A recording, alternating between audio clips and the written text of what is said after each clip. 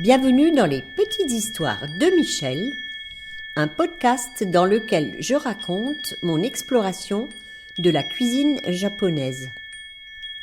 Cet art ultime de bien manger que j'ai à cœur de transmettre aujourd'hui est la synthèse entre mes pratiques d'artiste, de jardinière et de cuisinière. Il s'adresse aux amoureux du Japon, aux gourmets de tous bords et aux cuisiniers soucieux de préparer une cuisine saine, savoureuse et créative, qui nourrit aussi bien le corps que l'esprit. Vous y trouverez des récits de voyage et des témoignages d'expériences qui ont fait sens dans mon parcours. J'y délivre également, au-delà des recettes, les principes qui sous-tendent la cuisine japonaise.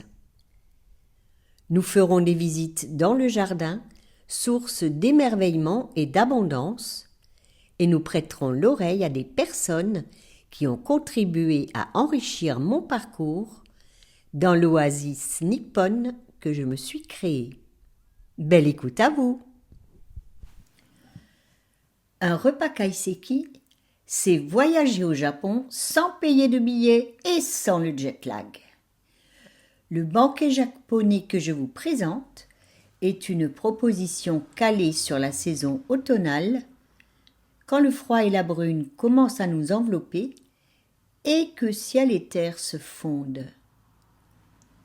À l'escalier, ma libre interprétation du repas kaiseki se compose de 9 services qui se succèdent dans une articulation subtile, comme une pièce de théâtre avec sa courbe dramatique.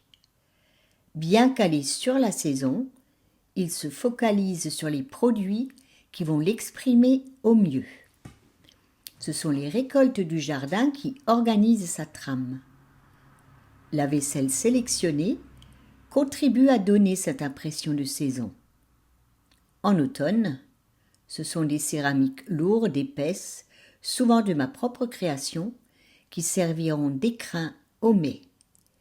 Les modes de cuisson, eux aussi, contribuent au réglage de l'ambiance. Le banquet commence avec un kabochasuri nagashi. Ce velouté de potimarron est servi dans une verrine. Cette vaisselle transparente, qui serait plus appropriée pendant l'été, est choisie parce qu'elle affiche d'entrée de jeu la couleur orange, référence au feuillage d'automne qui donne sa tonalité au repas.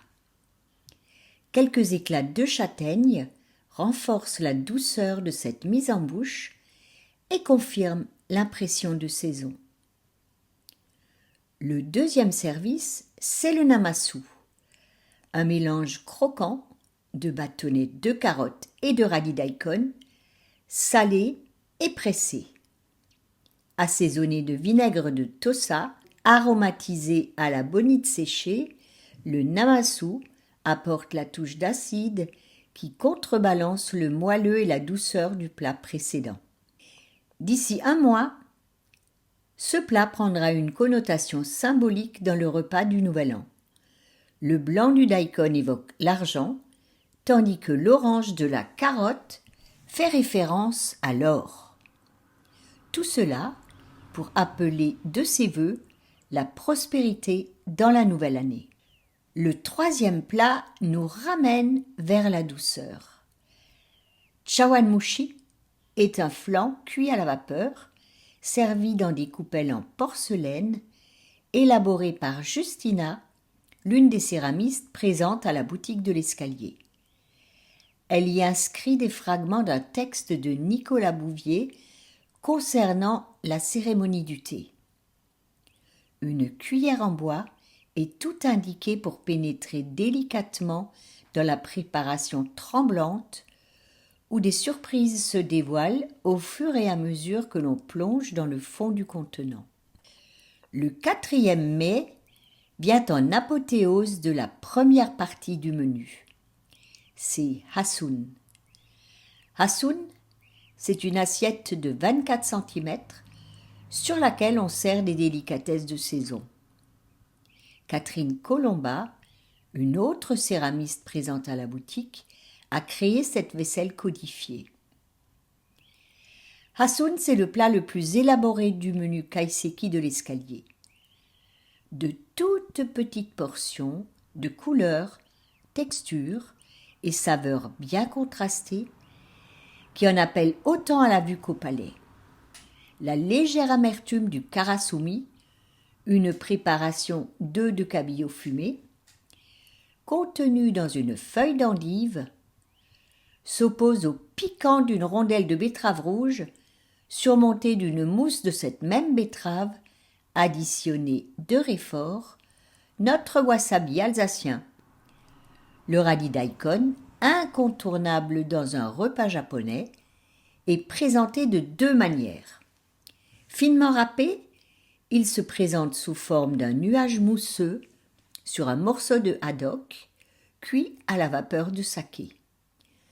Un ruban ultra fin du même légume est garni de saumon fumé, puis roulé pour former un maquis délicat qui associe le croquant et le piquant du radis au moelleux et à l'arôme fumé du poisson. Sans parler de l'aspect visuel de cette bouchée rose pastel qui apparaît comme un bijou sur l'assiette. L'ohitashi de feuilles de bourrache est un autre joyau sur l'assiette. Ce petit rouleau de feuilles vertes, juste blanchi puis refroidi, a d'abord macéré dans le dashi avant d'être pressé. Il est arrosé de vinaigre de tosa au dernier moment pour conserver son vert éclatant et garni de graines de sésame blanc avant d'être déposé sur le plat. Une bouchée simple en apparence, mais qui a nécessité de nombreux gestes pour délivrer toute la subtilité de son apport chlorophyllé. Le 5e plat marque le point de séparation entre la première moitié du menu et ce qui va suivre. Il s'agit de hachinasume, ou le repos des baguettes. Ce plat se compose d'une soupe claire et onctueuse, délicatement parfumée, qui enrobe une boule de pâte de crevettes cuite à la vapeur. Accompagnée de champignons shiitake, elle est surmontée de filaments de daikon ultra fins, mélangés à des éclats de gingembre qui apportent juste ce qu'il faut de peps pour magnifier le plat. Récurrent dans tous mes repas kaiseki, le hachiyasume se différencie de saison en saison par la garniture posée à son sommet. En automne, la verdure du radis daikon ou du chrysanthème comestible seront appréciées. C'est un plat de poisson qui ouvre la 2e partie du menu. Parfois c'est un poisson à chair blanche, cuit entre 2 feuilles de bois de cèdre qui est proposé. Avant de déposer le plat devant les convives, la feuille de cèdre est spectaculairement enflammée, ce qui aura pour effet de légèrement fumer la chair du poisson. C'est la méthode de cuisson sélectionnée pour le plat suivant qui va orienter mes choix. J'active le feu quand le plat suivant est à mijoter. Si le plat suivant convoque lui-même le feu, alors le plat de poisson sera conçu différemment. En l'occurrence, j'opte cette fois-ci pour un rouleau de merlu cuit à la vapeur dans sa peau, puis glacé au four en fin de cuisson. Selon la saison, une feuille de shiso pourpre, une feuille de vigne rougissante ou un bouquet de mâche vont servir d'appui au poisson surmonté d'une truffe de racines de poireaux grillés. En accompagnement, des champignons, si ma sœur Anne-Marie a fait une belle récolte, ou, plus tard en saison, un émincé d'endives forcé dans ma cave. Une vinaigrette gélifiée, parfumée à l'estragon, préserve la blancheur des feuilles. Une petite touche d'algues confites apporte un contrepoint noir à l'ordonnancement du plat.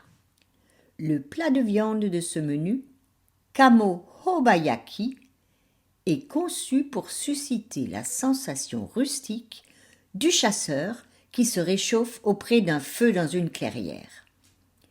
Les convives sont équipés d'un barbecue de table garni de binchotan, un charbon de bois japonais très dense. Ils vont y terminer la cuisson de lamelles de canard sur une feuille de magnolia nappée de sauce au miso et posée sur la grille du barbecue. J'ai découvert et dégusté cette préparation à Takayama, dans les Alpes japonaises, en plein hiver.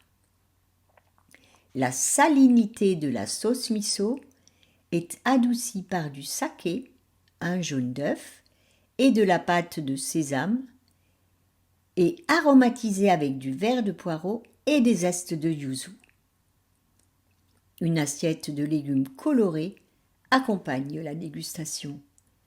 Carottes, daikon, potimarron et brocolis sont cuits séparément pour révéler leur texture et saveur propre. Arrive maintenant shime, le plat de clôture. Habituellement, il s'agit d'un bol de riz, d'une soupe miso et d'un petit plat de tsukemono, les légumes fermentés ou macérés dans le vinaigre. La plupart du temps, je propose des soba en lieu et place du riz. J'aime le goût de ces pâtes de sarrasin qui sont privilégiées dans certaines régions du Japon où le riz ne pousse pas. J'aime leur présentation un petit nid sur un zaru, cette petite passoire en bambou déposée dans un plat pour que les pâtes, traditionnellement servies froides, puissent continuer à s'égoutter. J'aime aussi la manière de les déguster. Il s'agit d'en saisir quelques-unes saupoudrées de condiments comme le verre d'oignon, de les tremper dans un bol haut contenant une sauce, puis de les aspirer bruyamment. Oui, vous avez bien entendu, faire du bruit en mangeant, considéré comme mal poli chez nous, est un must là-bas. Le tsukemono proposé en automne, c'est souvent du chaux rouge croquant à la belle couleur fuchsia. Une émission précédente, Tsukemono, en délivre la recette. La douceur étant présente tout au long du repas, il n'y a normalement pas de dessert au Japon. Tout au plus, un fruit frais peut être servi pour profiter de l'après-dîner.